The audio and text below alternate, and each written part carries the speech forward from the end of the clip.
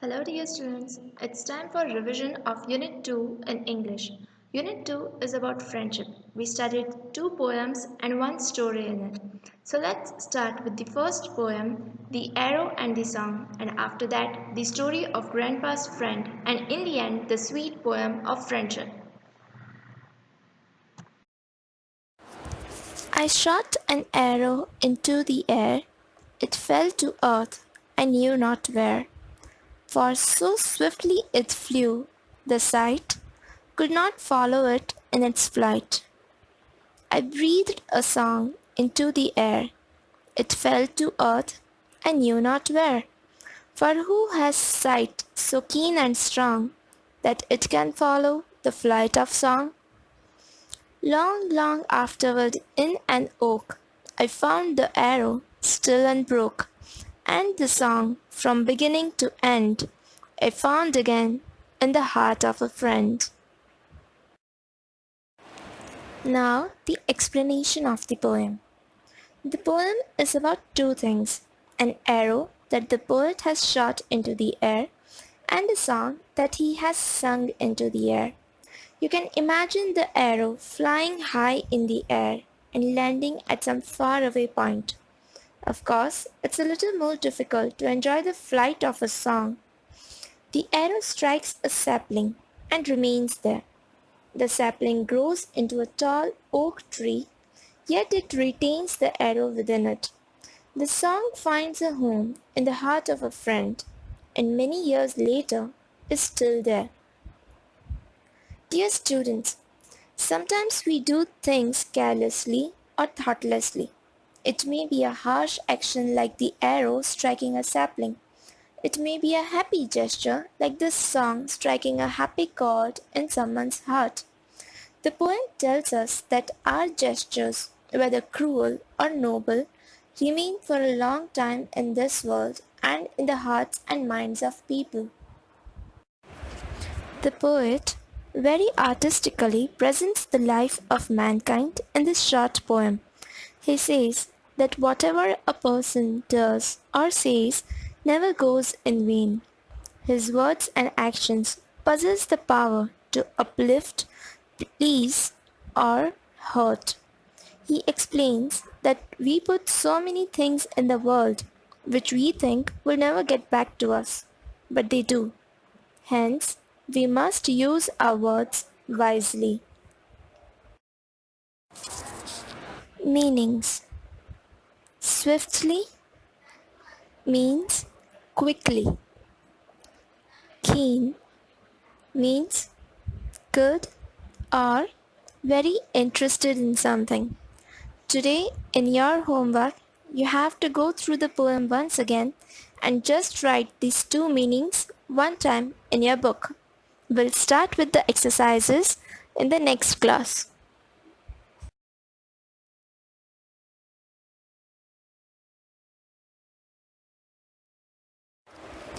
Exercise 1. Answer the following questions. First question. What is talked about mainly in the first stanza? We know the first stanza of the poem talked about the arrow. So the answer is the first stanza mainly refers to the arrow shot by the poet. Here, the arrow represents the harsh words spoken or actions done by human. Question 2. What is talked about mainly in the second stanza? Answer. The second stanza mainly refers to the song sung by the poet. The song represents the kind words spoken or good deeds done by human.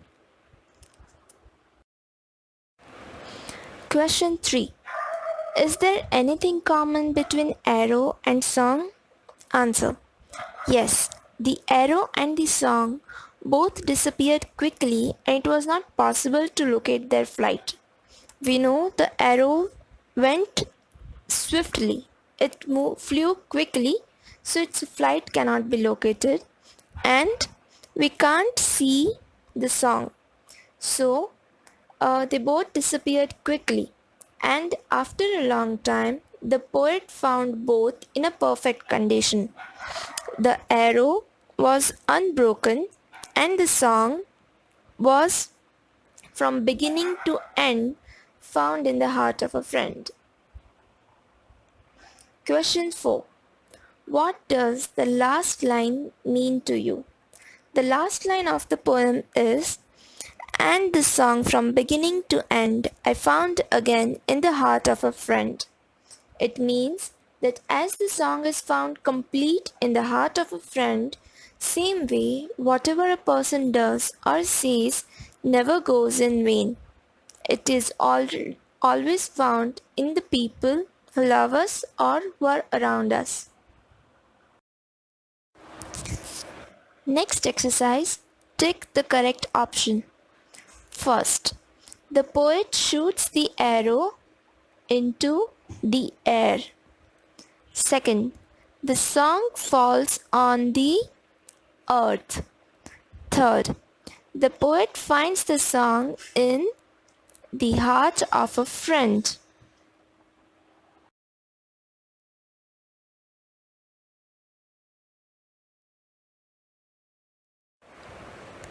Mom, I'm home. John slammed the door and dropped his books on a nearby chair. Something smells good.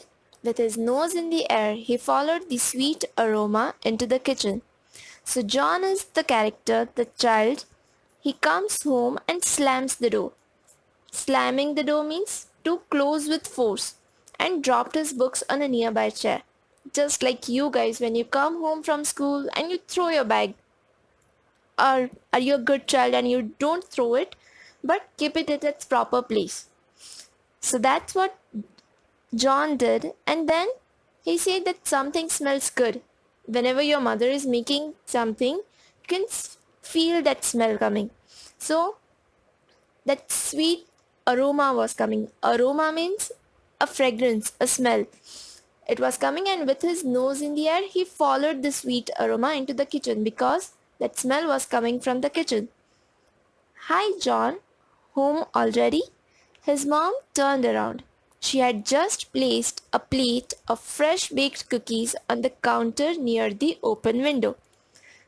So, like a sweet mother, she just asked, like, "Home already?" "We know, अरे बेटा आ गए घर." And then his mother turned around. What was she doing? She just placed a plate of fresh baked cookies. You know what are cookies. So that was the thing which had that sweet aroma, and she placed it on the counter near the open window. John reached for a cookie and looked outside. It was the kind of day that made John feel warm inside. Pop-Pop, John's grandpa, who lived with them since Grandma had died, came through the door. So the cookie was placed near the open window. So John reached for it, and from the window, through the window, he looked outside. It was the kind of day that made John feel warm inside. Warm, we normally use it for telling the temperature, like it's moderate amount of heat. But when we are expressing feelings, when we are feeling warm, it means a good, pleasant or friendly feeling. The way we say a warm welcome. Okay, so John was feeling warm inside because it was that kind of day. Pop-Pop, John's grandpa, who lived with them since Grandma had died, came through the door. His grandfather came through the door. "Spring is here," Pop-Up said. "And you know what this means?" "Sure," John agreed.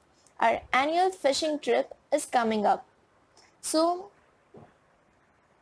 why was John feeling warm inside? Because it was spring. And Pop-Up said that while he came inside. And then he said, like, you remember what this means. You know what this means, right? So spring was their annual tradition of going for a fishing trip. Amused, Pop-Up winked at John while heading straight for the cookies. Amused means he was delighted. So he got happy and winked at John. You know what is winking? While heading straight for the cookies. Even he went to grab a cookie. I was thinking more of our annual spring cleaning. John's mom suggested. Tomorrow, John, you have no school and I can expect some help, okay? So, spring cleaning is also a tradition there, and so John's mom suggested that I was thinking more of our annual spring cleaning. Tomorrow, John was not having any school, so she said that I can expect some help, okay? Okay, okay. John agreed unwillingly. So instead of going for a fishing trip, John agreed to help his mom in cleaning the home. The next day, John and his mom cleaned the house. They cleaned upstairs, inside, outside, until everything was spotless. Tired, they sank into the couch. Pointing to Pop-Up's chair, John's mom exclaimed, "Oh, that old chair has got to go. We'll buy Pop-Up a new one." So, as agreed, they cleaned the house the next day. They cleaned upstairs, inside, outside until everything was spotless. Spotless means it was tidy, neat and clean. There was no dirt anywhere. Quite a good boy, don't you think? Do you ever help your mom in cleaning? Tired, they sank into the couch. Sinking into the couch means you know what you do. Sink literally means to drown, but when you sank into the sofa or couch, like you just try to get absorbed in there. And then as they tired, they sank into the couch, and pointing to Pop-Up's chair, John's mom exclaimed, "Oh, that old chair has got to go." When everything is clean, neat and tidy and you see a piece of furniture which is quite old or rusted or torn, it seems like it does not belong here. So same way, John's mom also said that that old chair has got to go. We'll buy Pop-Up a new one. So instead of the old one, we'll replace the old one with a new one. It was true. John had to agree. The chair was unsightly. It was faded and worn and in some places even torn. So, why did John agree that did not belong there? Because it was unsightly. Sightly means to the eyes.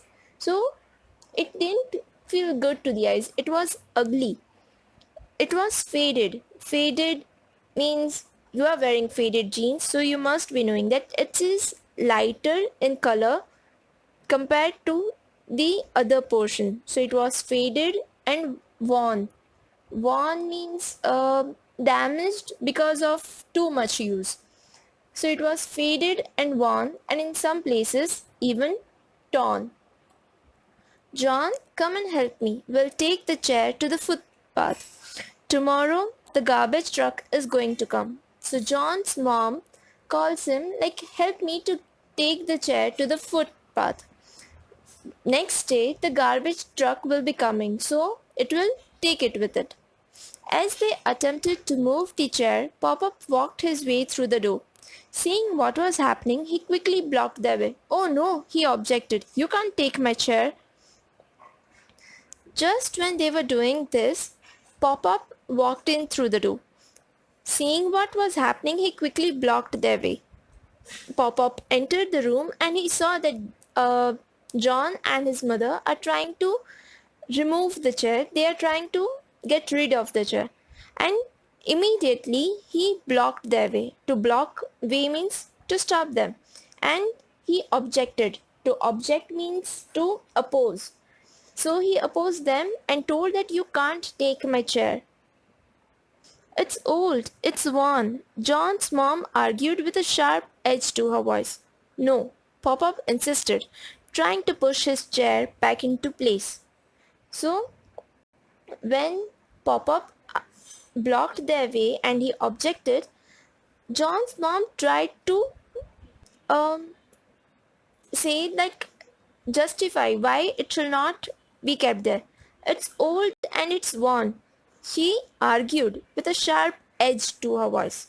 She was not screaming, but there was some, you can see like when someone is not being too polite, or just say when someone is not being polite and there is some sharp edge with some strictness. She told that it's old and it's worn, but Pop-Up insisted.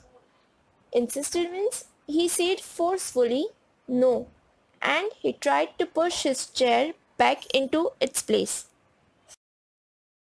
But Pop will buy you a new one. John's mom tried to convince the man.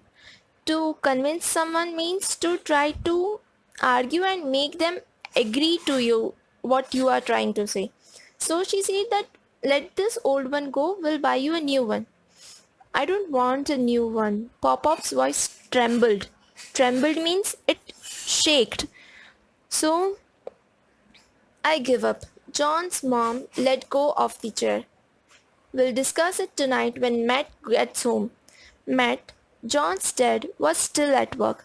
With a sigh of relief, the old man sank into his chair and closed his eyes. So, after the argument, when Pop-Up did not agree, John's mom said that I give up, and then she told that we'll discuss it tonight when Matt gets home. Matt, who is John's dad, Pop-Up's son, and John's mom's husband. So just like when she couldn't convince Pop-Up, she said that we'll discuss it tonight when Matt gets home. For that time, that argument was over, and so with a sigh of relief means that long deep breath when tension gets over, like we got rid of this problem. And so the old man sank into his chair and closed his eyes. Pop-Up, why you won't let us get rid of the chair? John asked when his mother left the room. It's so old. John, who was just seeing the argument between Pop-Up and his mom, when his mother left the room, he just asked politely, quietly to his grandfather, why you won't let us get rid of the chair? Why do you want to keep it? Why don't you allow us to just discard it? It's so old. That's the story till now. In this story, we studied certain new names. So in today's homework, you have to write these meanings. First meaning, slammed.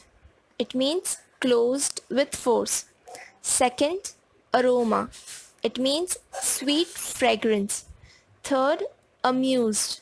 It means delighted. Fourth, spotless, which means without any dirt. Fifth, unsightly. It means ugly. Sixth, objected. It means opposed or disagreed. Seventh, insisted. It means said forcefully. Eighth, convince. It means satisfy by argument. Ninth, sigh of relief. It means a long deep breath when tension is over. That's all for today. In your homework, go through the story till now once again and write these meanings in your rough book. Just once. We'll continue with the story and certain questions in the next class. That was the part 1 of the story. Let's continue with part 2. You don't understand, John. Pop-Up shook his head from side to side, and after a long pause, he said, I sat in this chair with your grandma right here when I asked her to marry me. It was so long ago, but when I sit in this chair and close my eyes, I feel she's near. The old man passed his hand gently along the arm of the chair. So, when John asked, why do you still want to keep the chair? Why don't you let us get rid of it? Pop-Up shook his head from side to side, and after a long pause he said, after a long pause, why did he take that pause? Because he was thinking, he was trying to remember something. And he told John that you won't understand because John is a small boy. And then he explained that he sat in that chair with his um, with John's grandma right here when Pop-Up asked her to marry him. It was so long ago. Like, imagine the number of years when the grandma and grandpa got married. Then they had son and he's talking to uh, his grandchild.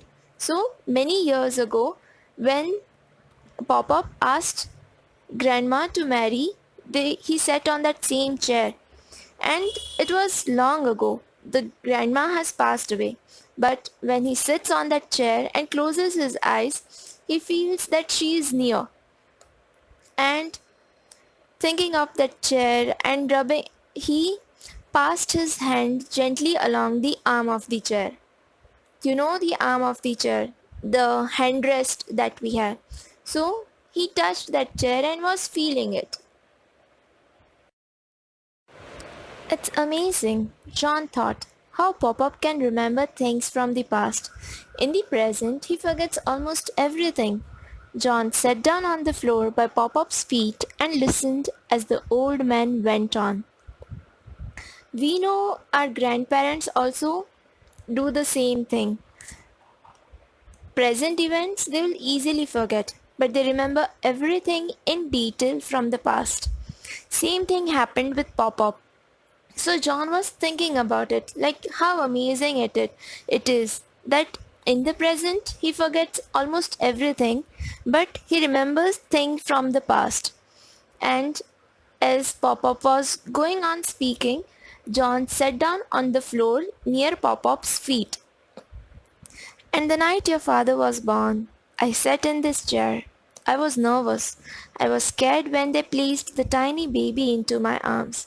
Yet I was never happier. A smile suddenly lit his old face. And then he talks about the night Matt was born, Pop-Up's son and John's father.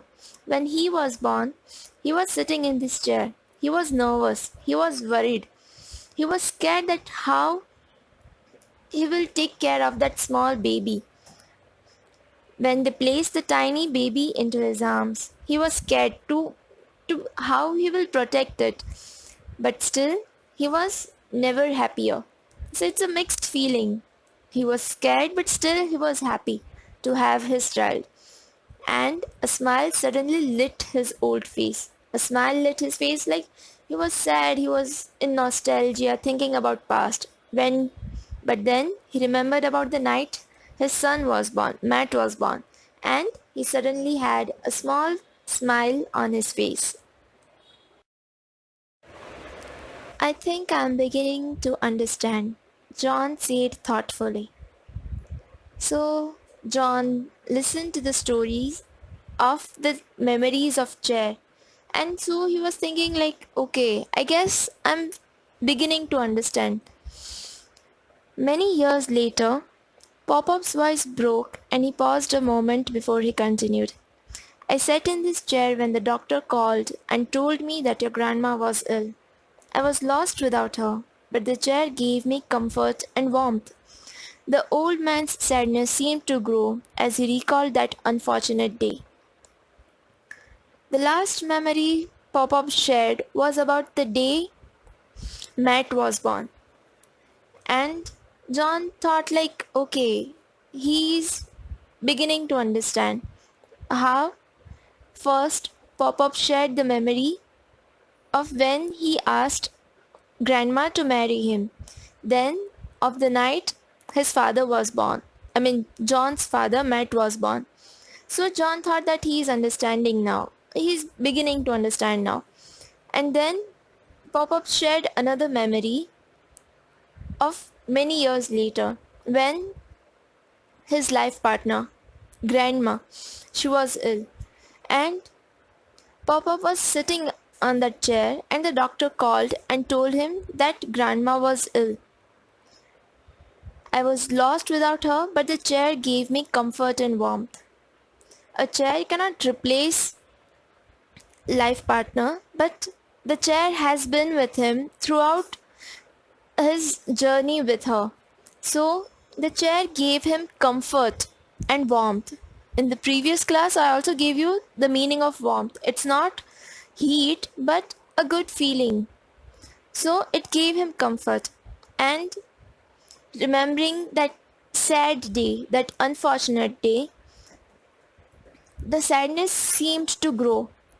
It increased as he recalled that unfortunate day, as he remembered again the day that his partner, John's grandma, died. I'm sorry, Pop-Up. John looked at his grandfather and said, I do see now. This is not just any old chair. This chair is more like your friend. Yes, we have gone through a lot together, Pop-Up said.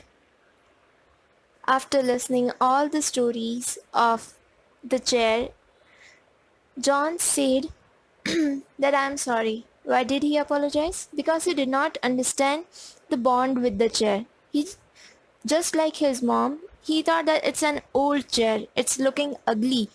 So he also wanted to get rid of the chair.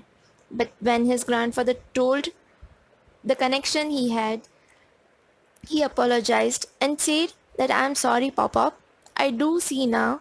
This is not just any old chair. It's not just a piece of furniture. It has been with you throughout many years and you have many memories with it. This chair is more like your friend. Whom do we consider friend?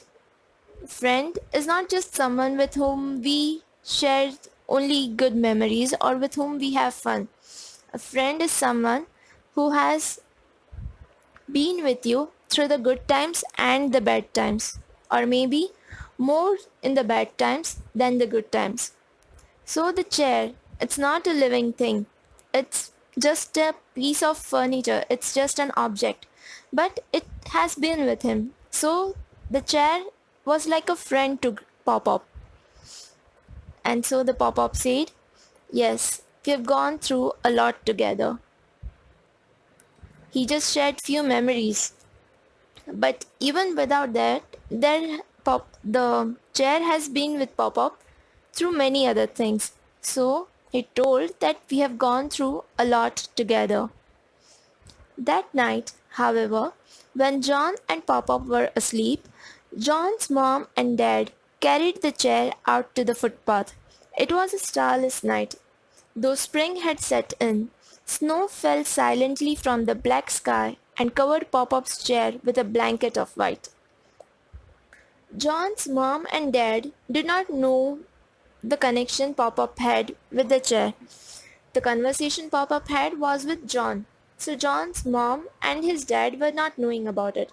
So as decided earlier, they carried the chair out to the footpath so that next day the garbage truck can pick it away. It was a starless night. It was a dark sky and a starless night. Though spring had set in, snow fell silently from the black sky. Spring was there.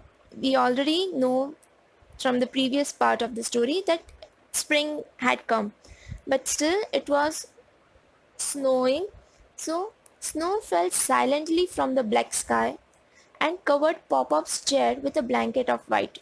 Blanket of white means it covered the chair with snow all over.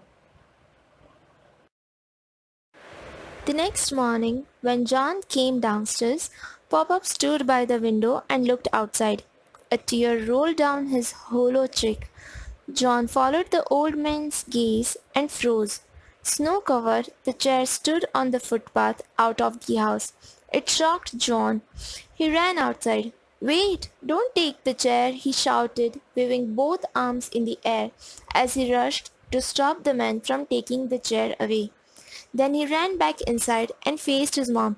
"Look at Pop-Up, Mom. You can't throw out his chair. This is not just a chair. This chair has been with Pop-Up for a very long time. This chair is like a friend. What happens the next day? When John came down, when he woke up and he came down, Pop-Up was standing by the window and looking outside. A tear rolled down his hollow cheek.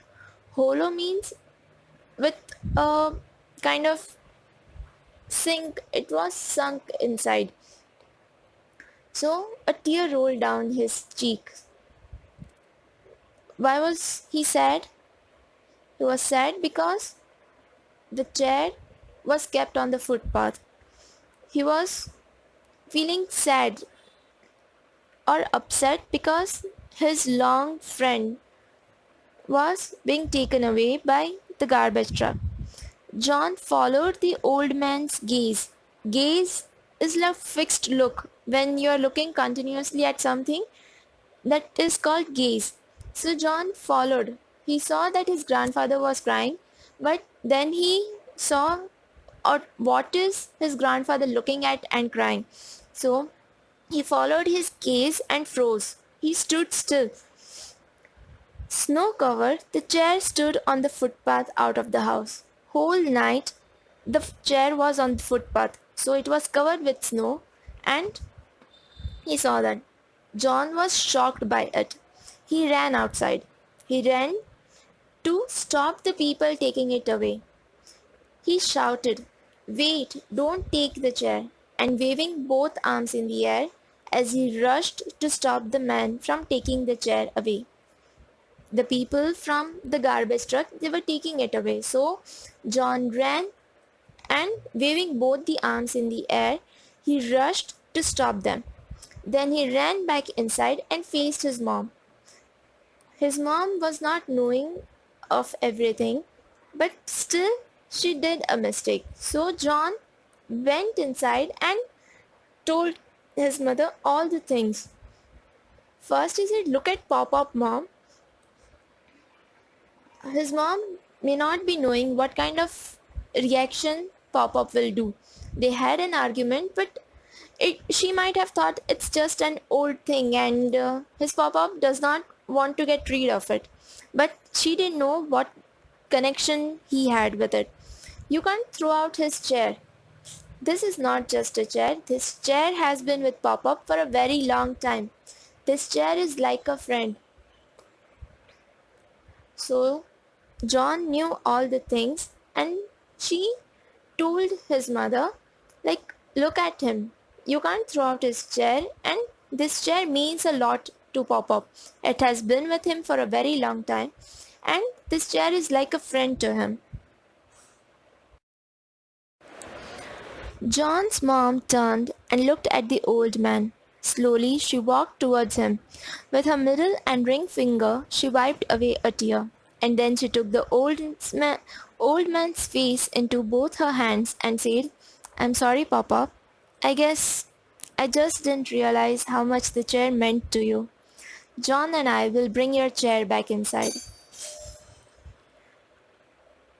She was not knowing how Papa will feel, but when she saw that Papa was crying, she turned and looked at him. When John told him, she turned and looked at the old man. Slowly she walked towards him and she wiped away a tear. Then she took the old man's face into both her hands and apologized. She said sorry because she was not knowing.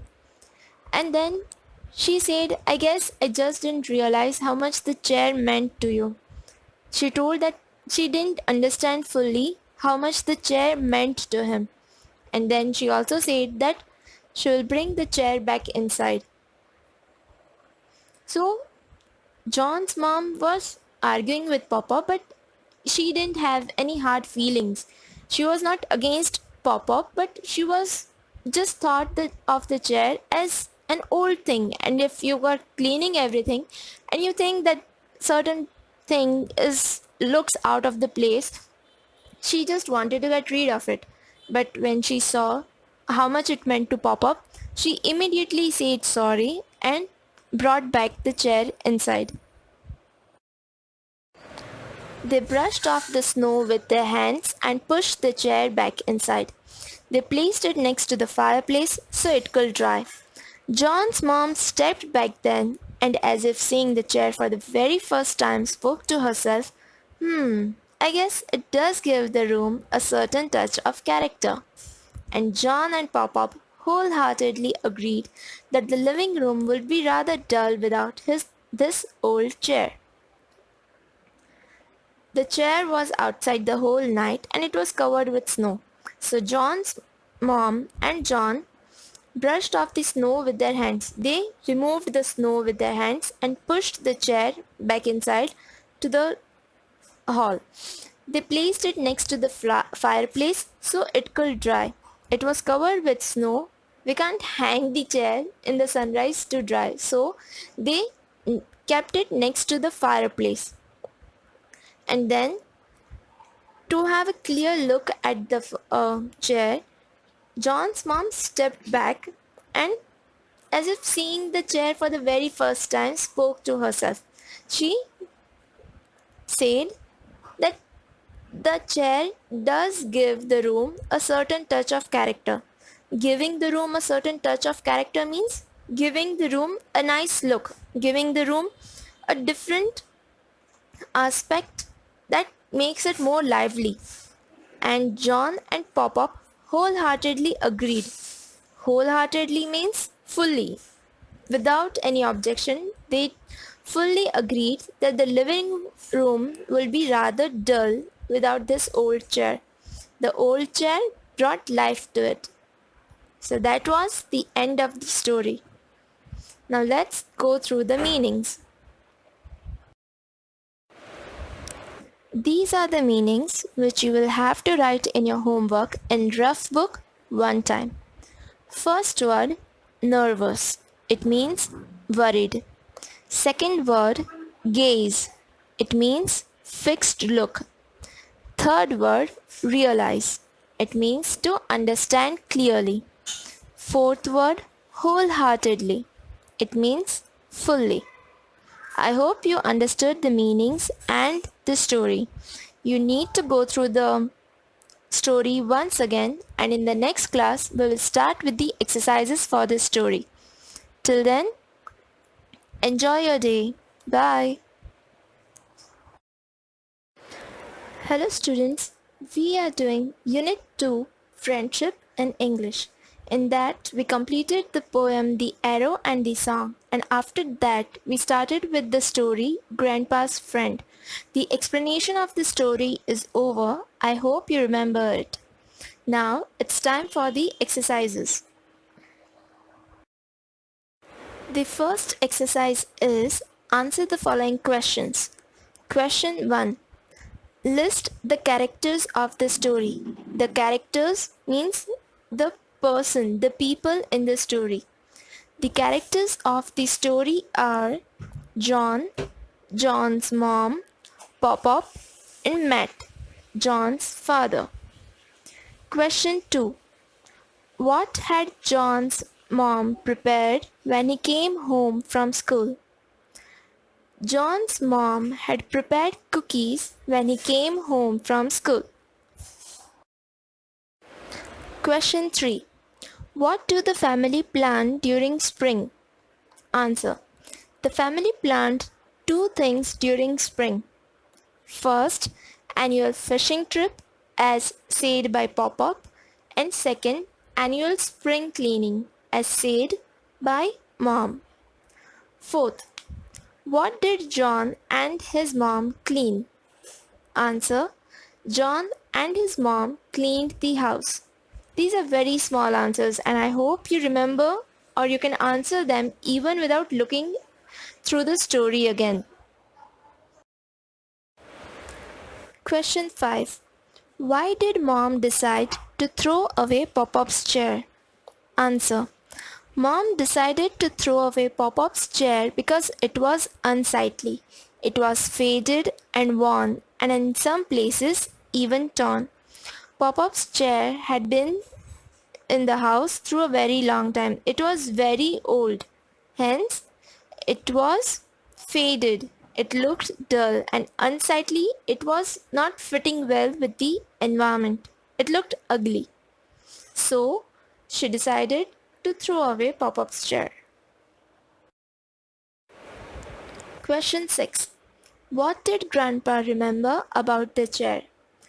This answer is a bit bigger and it consists of half of the story. The answer is all the incidents that Grandpa shared he remembered about the chair. Grandpa remembered that he sat in the chair with Grandma right there when he asked her to marry him.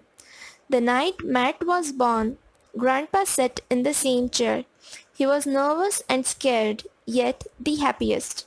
Many years later, when the doctor called and told Grandma was ill, the chair gave him comfort and warmth. All these incidents show that the chair has been through Grandpa all the time and they have gone through a lot together. Question 7. When did Dad and Mom put the chair out of the house? Answer. When John and Papa were asleep, Dad and Mom put the chair out of the house. Question 8. What was Grandpa's reaction when he saw the chair on the footpath? Next morning, when Grandpa woke up and saw the chair on the footpath, what was his reaction? When Grandpa saw the chair on the footpath, he became sad and a tear rolled down his cheek. Question 9. Why did John stop the man from carrying the chair away? When the garbage men were taking the chair away, why did John stop them? John stopped the man from carrying the chair away because the chair had been with Pop-Up for a very long time and was like a friend. Question 10. Do you like the end of the story? Why? Well, I'm answering this question because I liked the end of the story. I don't know about you, but I guess you all are also normal, happiness loving people, and as the story had a happy ending, I hope you liked it as well. So the answer, general for all, is yes. I liked the end of the story because it's a happy ending where the chair gets back its place in the house and Grandpa is not parted with his friend.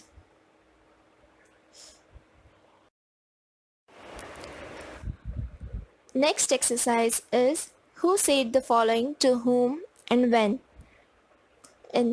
Here, dialogues will be given and you have to give the answer to this dialogue was spoken by which character to whom and during which part of the story. The first sentence is something smells good. It was spoken by John to his mother when he came home from school. Second is spring is here. When John was looking outside the window after having cookie, Pop-Up said this as he entered through the door. Third, that old chair has got to go. Mom said this to John when they were resting on the couch after cleaning the house. Fourth, you can't take my chair. Pop-Up said this to John's mom when they were trying to move the chair.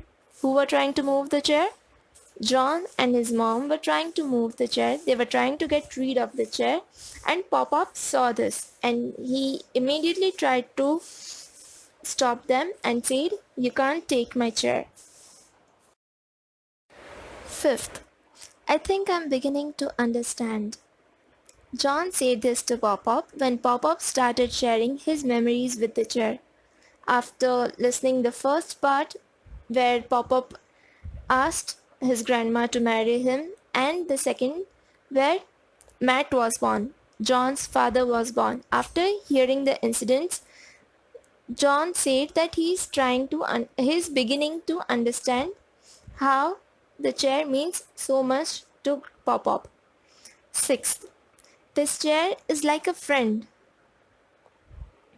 Don't get confused with the sentence, this chair is more like your friend and this chair is like a friend. Both the sentences have been spoken by John, but the first was, "This chair is more like your friend." He said that to Pop-Up, but this chair is like a friend. This has been spoken by John to his mom when he came back inside the house after stopping the garbage man from taking away the chair.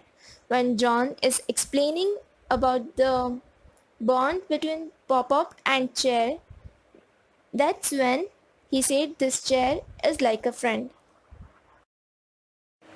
Good morning, students. We are studying Unit 2, Friendship in English.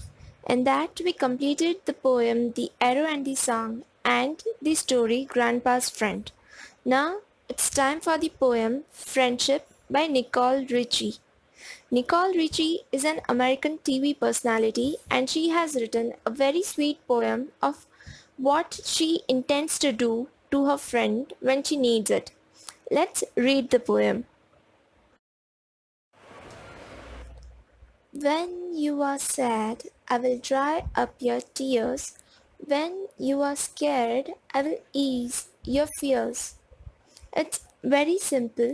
Like when your friend is sad, the poet says that I will dry up your tears. I will wipe your tears. I will clean it. When you are scared, I will ease your fears. When you are scared, when you are afraid of something, when you are fearful, the poet says that to her friend that I will ease your fears. I will make sure that I will support you and you have less thing to be worried about. You have less tension or you have less fear. When you are worried, I will give you hope. If you want to give up, I will help you cope. When you are worried, when you are anxious, when you are in tension, I will give you hope. Hope to continue with it. If you want to give up, if you want to quit, if you are tired of trying, if you want to stop trying, I will help you cope. To help you cope means to help to fight that situation, help to face the situation. When you are lost and can't see the light, I'll be your beacon, shining so bright. Here, when the poet says when you're lost, it's not that you are lost somewhere, you're lost in a mall or you're lost in a jungle, but she means it in a way like when you're lost, when you can't decide or when you don't know what you want to do, what can be done and can't see the light. You can't find the path. I'll be your beacon. Beacon is a lighthouse, but here it means a guide. So when you don't know what you have to do, I will guide you like a beacon which is shining so bright. When you're lost in a jungle, when it's totally dark, the way can be shown with the help of a beacon. Same way, the poet says this to her friend. This is my oath that I pledge to the end. Oath is a promise that you make, that I pledge to the end. That is the promise which I intend to follow till my end, till I die or till forever. Why, you may ask? Because you are my friend. Now, the poet says, why, you may ask? She is telling this to her friend. Why will I do all these things? Because you are my friend. And that's what we do for our friends. That's the role of friends. It was very easy poem, right? So we'll do with the meanings and exercises in the same class today. Students, in this poem, the words are rhyming, and if you want to try, you can sing it out like, when you are sad, I'll dry up your tears. Same way or in any other tune that you like. It will be easy for you to remember as well as to understand. You'll enjoy the poem. Now, let's do the keywords or the meanings for this poem. First word is dry up. Here, it means to wipe. Otherwise, to dry up means that it gets evaporated. Second word give up. Give up means to quit, that is to stop trying. And here it means to accept defeat, accept that you have lost. Third word is beacon. Students remember the pronunciation beacon. It means a lighthouse, but here it is used as a guide. A guide is someone or something that shows the path or shares its knowledge. You know who is a guide. And fourth, pledge. Pledge is a sincere promise. Fifth word is cope. Cope means to deal with, adjust or get on with something. Cope is used with cope up or to cope with. These are the only meanings for today. Let's do the exercises now. First exercise is answer the following questions. Question 1. What does the poet offer to do when her friend becomes sad? When her friend becomes sad, she cries. So what does the poet offer? The poet offers to wipe her tears when her friend becomes sad. Second question. When does the poet offer help to friend? Answer. The poet offers help when a friend wants to give up. The line was, if you want to give up, I'll help you cope. So when is she offering her help? When her friend wants to give up. Question 3. What does the poet offer to do when he or she can't see light?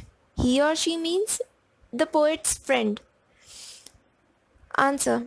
The poet offers to be a beacon and guide when her friend can't see light.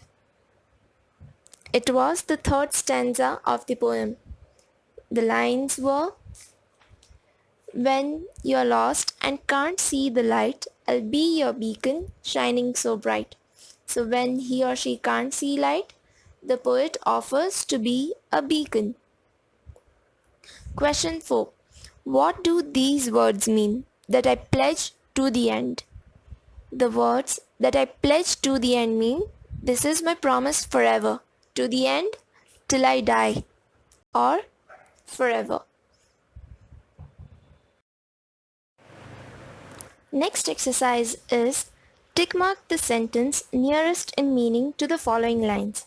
The lines are from the poem and you have to mark the sentence which means the most correct or most relatable to it. First one is, I will ease your fears. Option A, I will make you more fearful. Fearful is totally opposite of easing your fears, that is making it fearless. B, I will teach you to be adventurous. Many times we relate fear with the lack of doing adventures, like you are afraid of a particular ride or you are afraid of insects. But in life also, we may be afraid or we may have certain fears of doing certain actions. We are afraid of what will be the outcome of it. So, and third one, I will support you so that you have less tension. The correct answer is C, because the poet was not just telling her friend about the fears that the contestants of Fear Factor have, but in real life, what kind of fear the daily actions or daily activities the poet or her friend has to face. So I will ease your fears means I will support you so that you have less tension. Question 2. When you are lost. Option A, you are lost in jungle. Option B, you do not know what to do. Option C, you have lost something valuable. When you are lost does not necessarily mean when you do not know the path. It is used for the thing when you do not know what should be done. So the correct answer is option B, you do not know what to do. Third sentence is, this is my oath that I pledge to the end. Option A, this is my promise forever. B. At last I will help you. C. I will help you in almost all difficulties. Now, if you see the words to the end, it means till the end or till I die, or but here we can mean it as this is my promise forever. End means last, but the line does not mean at last I will help you. It means this is my promise forever. Fourth, I will help you cope. To cope means to face, to fight against. So, option A, I will do things for you. B, I will help you face the situation. C, I will add to your confidence. So, the correct answer is B, I will help you face the situation. That's it with the poem Friendship. And with this poem, our chapter also ends. The Unit 2 Friendship. We learned many beautiful lessons about friendship in this chapter.